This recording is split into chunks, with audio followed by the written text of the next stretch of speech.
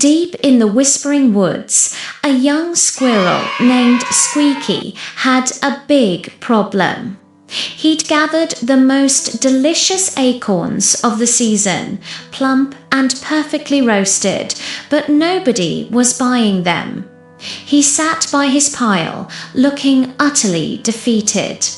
Suddenly, a wise old owl, Professor Hoot, landed on a branch above him. "Squeaky, my boy," he hooted softly. "You have a fantastic product, but you're missing the secret sauce of selling. Let's call a meeting of the marketing masters." The next morning, the wood's most successful entrepreneurs gathered. First up was Barnaby the Bear, famous for his honey soak brand. He lumbered forward. "Listen up, kid.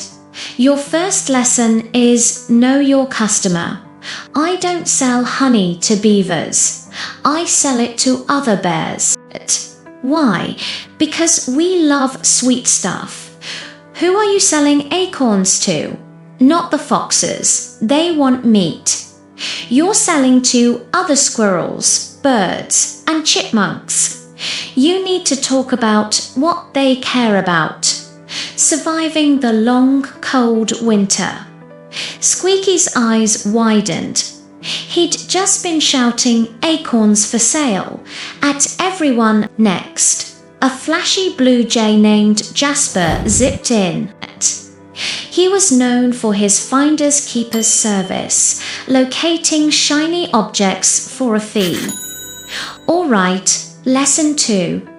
Create a unique selling proposition, or as I call it, the ooh shiny factor. Why are your acorns better than Sammy Squirrel's down the path? Are they crunchier, nuttier, roasted with a secret blend of pine needles? You gotta tell them what makes you special." My motto, Jasper finds it faster. See, catchy, memorable, Squeaky scribbled notes on a large leaf. He roasted his acorns with a hint of maple sap. He'd never told anyone that. Then, a gentle doe named Willow stepped forward. Her business was selling the softest moss for bedding. Her eyes were kind. My lesson is about building trust and telling a story. When a rabbit comes to me, I don't just sell moss. I tell them how this very moss will keep their little ones warm and cozy through the darkest nights. I share stories of happy families waking up refreshed. You're not just selling food, Squeaky, you're selling peace of mind, a full belly on a snowy day. Connect with their hearts, not just their stomachs. A single tear rolled down Squeaky's cheek. He wasn't just a salesman, he was a provider of winter comfort. Finally, Professor Hoot cleared his throat. And the last lesson for today, Squeaky, is the call to action. It's no good getting everyone excited if you don't tell them what to do next.